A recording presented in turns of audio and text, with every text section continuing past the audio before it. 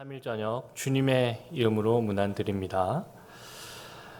제가 신학교 재학 시절 20대 남녀 전도사님들이 참 많이 함께 어울려 다녔습니다. 같은 동아리, 같은 신학과, 그리고 친분이 있는 그룹들이 335 모여서 무리를 지어 다녔습니다. 그 중에 수많은 이 전기가 통하는 일이 있죠. 썸이 일어났고, 또 요즘 말로 플러팅이라고 합니다. 이제 교제 시작을 제한하는 것이죠. 그 플러팅도 많이 일어났던 것으로 기억합니다.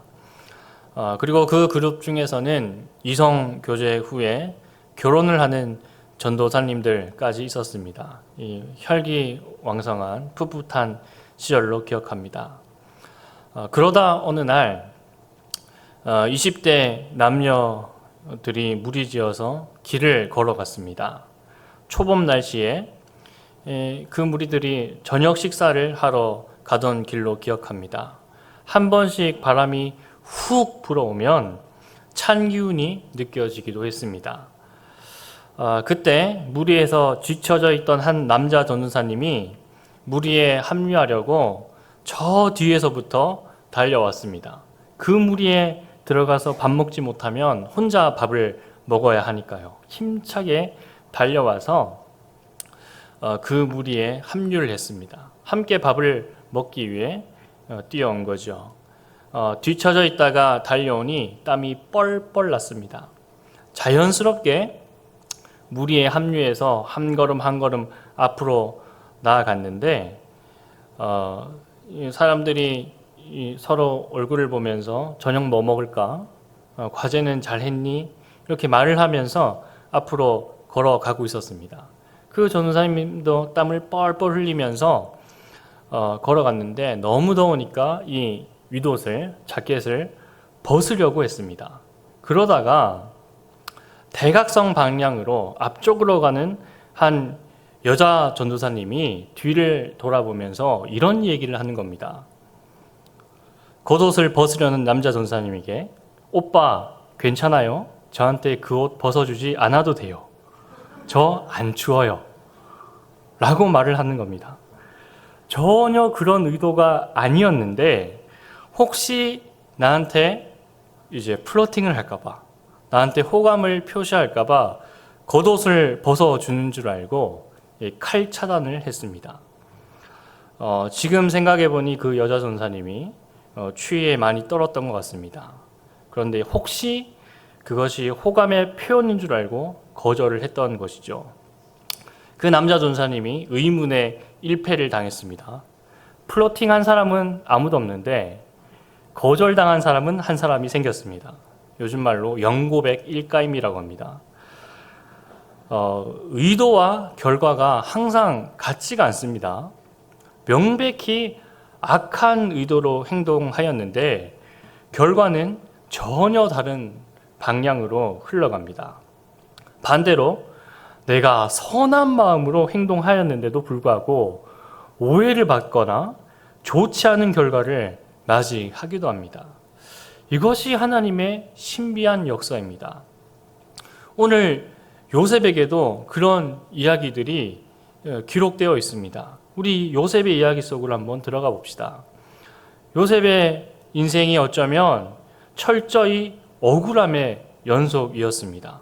형들의 시기심 어린 눈길, 계획적인 배신, 그리고 냉정하게 노예로 팔아 넘기려는 그 비참한, 보디발 집에서 성실하게 일했지만 부당한 누명을 쓰고 감옥에 갇히는 기구한 운명.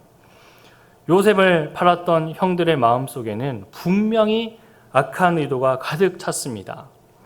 아버지 야곱이 요셉을 편애하면서부터 형들 사이에 시기와 질투가 생겨났죠.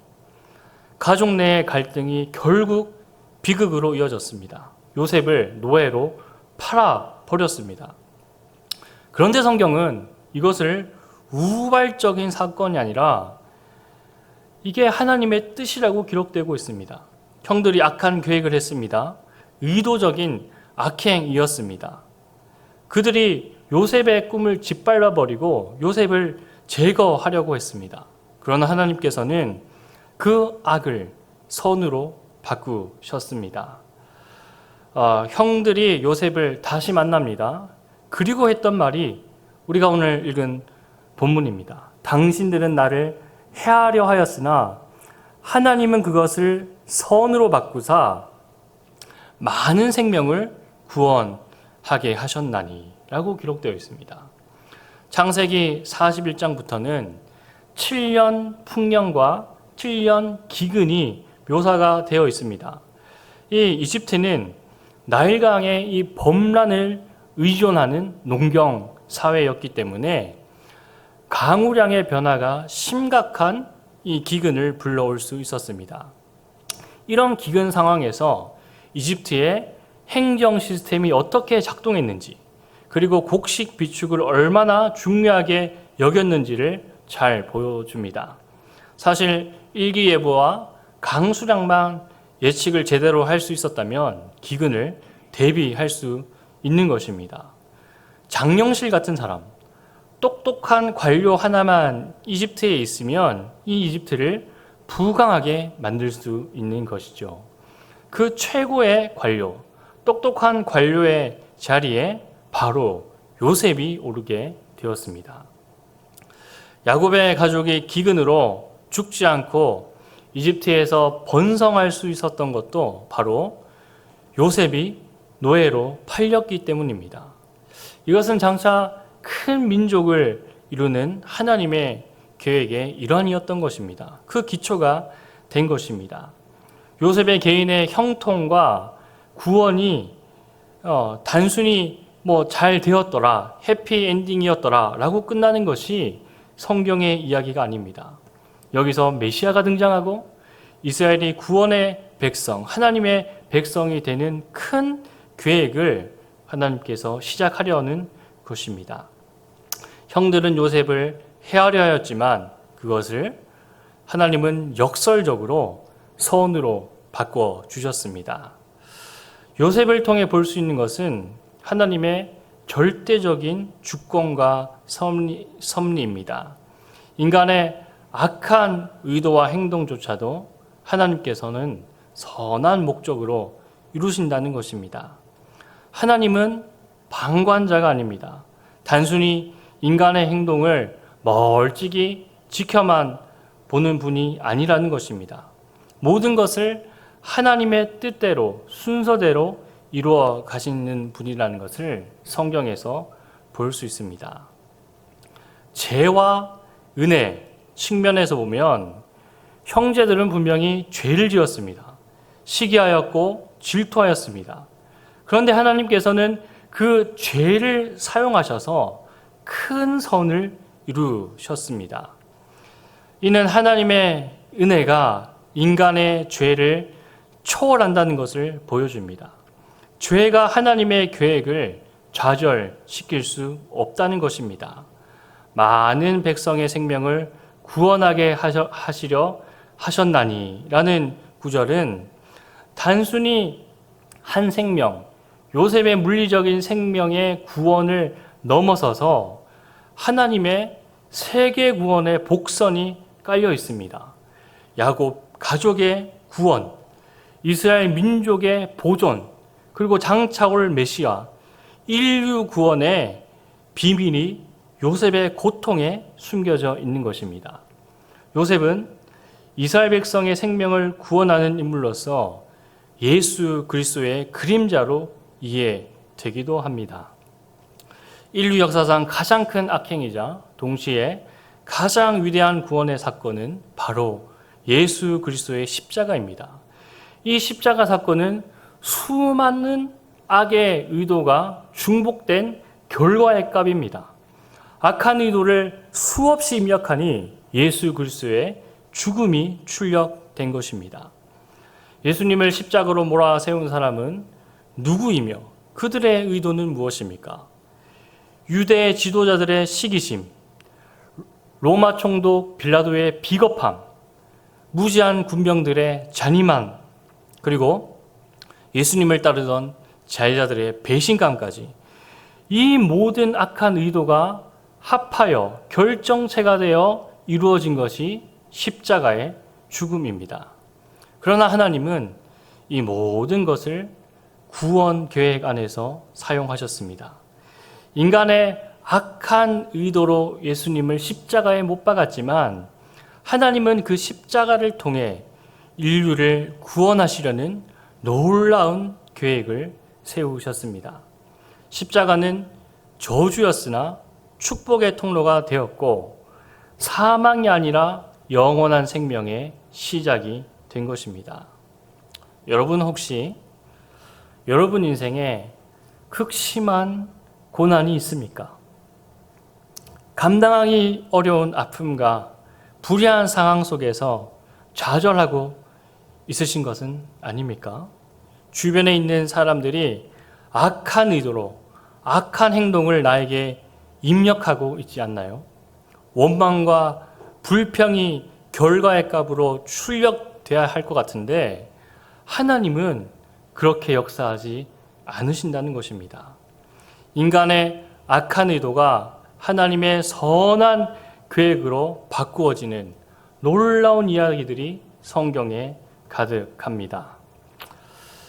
하나님께서 호세아 선지자에게 음란하고 방탕한 여자 고멜과 결혼하라라고 하십니다. 이것은 이스라엘과 하나님의 관계를 생생히 보여주는 비유입니다. 당시 이스라엘 백성들은 하나님과 맺은 언약을 반복적으로 어겼습니다.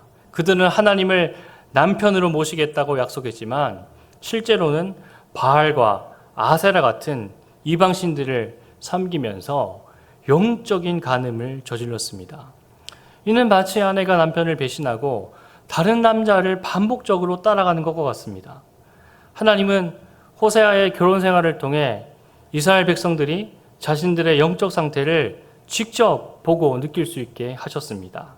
그런데 이 이야기에서 더욱 놀라운 것은 호세아가 고멜을 끝까지 사랑하고 다시 찾아와 받아들였다는 것입니다.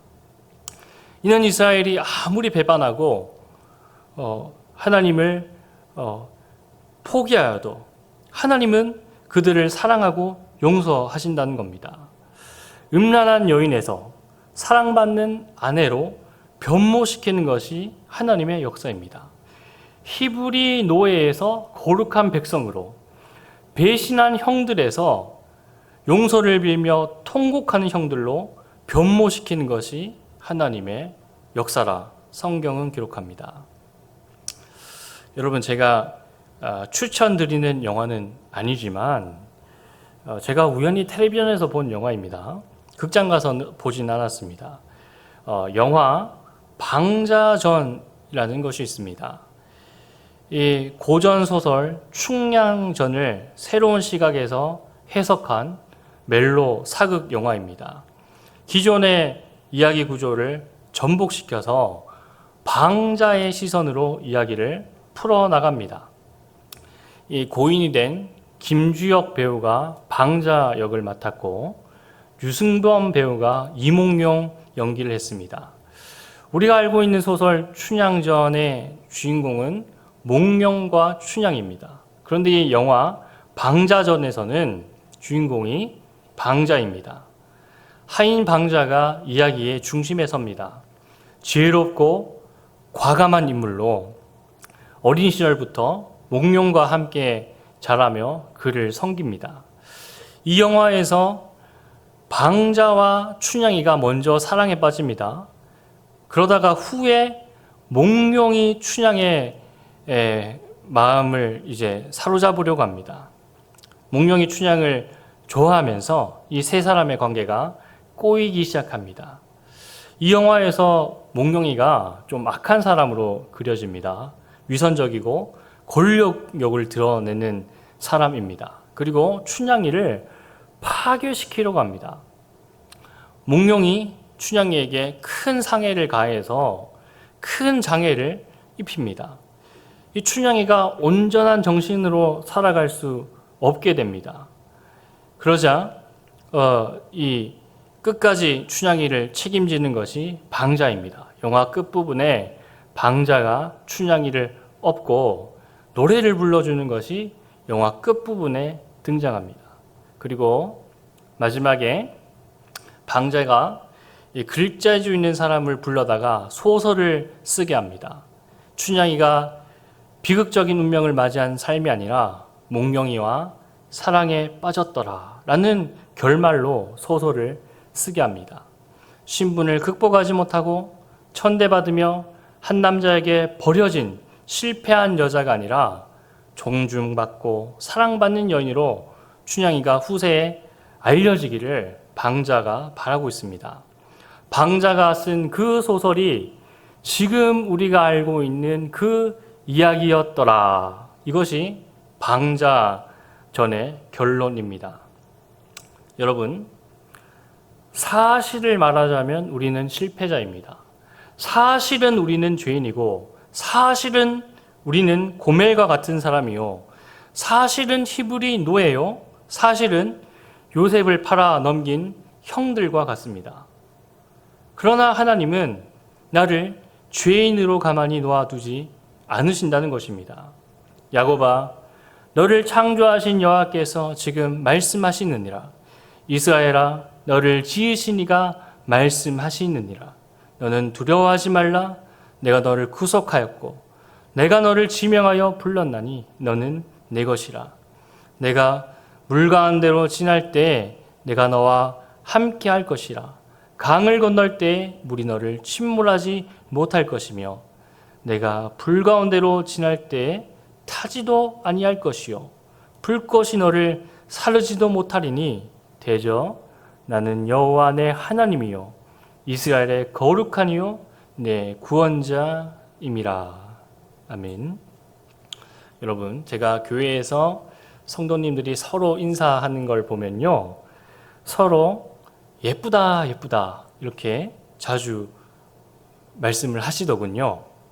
그런데 여러분, 정말 예뻐서 예쁘다 예쁘다라고 인사를 하시는 겁니까? 텔레비전 보면요, 예쁜 사람들 더 많죠. 그러나 성도들을 보며 예쁘다 예쁘다 말하는 것은 사랑의 고백이죠. 믿음의 선포입니다. 사실이 아닙니다. 정말 내가 예쁘다, 이것을 사실로 믿으면 자기 객관화가 되지 않았거나 집에 거울이 없거나 텔레비전이 없는 것입니다. 여러분, 제게 두 딸이 있습니다. 좀 크다 보니 이런 걸 물어봅니다. 엄마 아빠는 어떻게 만났어? 누가 먼저 좋아한다고 그랬어? 그리고 누가 먼저 결혼하자고 그랬어? 라고 물어봐요. 제가 사실을 말하지 않습니다. 사실이 무엇인지 아십니까? 사실은 이렇습니다. 여러분, 제가 사실을 말씀드리겠습니다. 제 아내가 저를 먼저 좋아했고 제 아내가 저에게 먼저 결혼하자고 했습니다.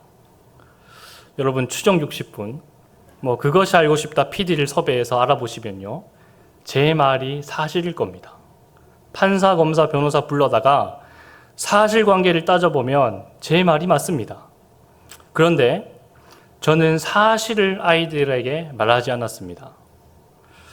이렇게 말했습니다. 아빠가 총각이던 그 시절에, 그 당시에 세상에서 가장 예쁜 여자가 엄마라서 내가 먼저 결혼하자고 말했어. 복음을 선포했습니다. 그렇죠. 교회는 그런 곳입니다. 사실을 다 말하는 곳이 아닙니다. 사실이 아니라 복음을 선포하는 곳입니다. 하나님께서 그렇게 하셨습니다. 너는 죄인이야. 너는 고멜이야. 너는 배신한 형들과 같아. 사실을 말하는 것이 아닙니다. 우리의 과거가 어떻든, 우리의 상황이 어떻든 간에 하나님께서는 그 과거를 아름답게 빚어 가시는 것입니다. 우리를 아름다운 곳으로 인도하신다는 그 진리가 성경에 기록되고 있는 것입니다. 사랑하는 여러분, 오늘 우리는 요셉의 고백을 통해, 그리고 예수님의 십자가, 호사의 사랑 이야기까지 반복되는 진리를 보게 됩니다. 당신들은 나를 해하려 하였으나 하나님은 그것을 선으로 바꾸셨습니다. 이 고백은 단지 요셉의 개인적인 간증이 아니라 모든 믿는 자들이 일상 속에서 붙들어야 할 믿음의 선포일 줄 믿습니다. 우리의 삶에도 때로는 억울한 일이 일어나고 설명할 수 없는 고통과 실패가 찾아옵니다. 누군가가 나에게 악의를 품고 나를 무너뜨리려고 합니다. 내 잘못과 죄가 모든 것을 끝장낼 것 같이 느껴질 때가 있습니다. 그러나 기억해야 할 것은 하나님은 저와 여러분을 포기하지 않으신다는 사실입니다. 하나님은 악을 사용하셔서 선을 만드시는 분입니다. 우리를 넘어뜨리려는 의도조차도 하나님의 손에 붙들리면 생명을 살리는 통로로 바뀝니다. 고멜처럼 요셉의 형들처럼 우리도 연약하고 죄 많은 존재입니다. 그러나 하나님은 실패한 자를 버리지 아니하시고 배신한 자를 책망하지 않으시며 넘어진 자 다시 일으켜 세우십니다. 그리고 그 실패와 아픔을 통해 오히려 더 깊은 구원의 이야기를 써내려 가시는 줄 믿습니다.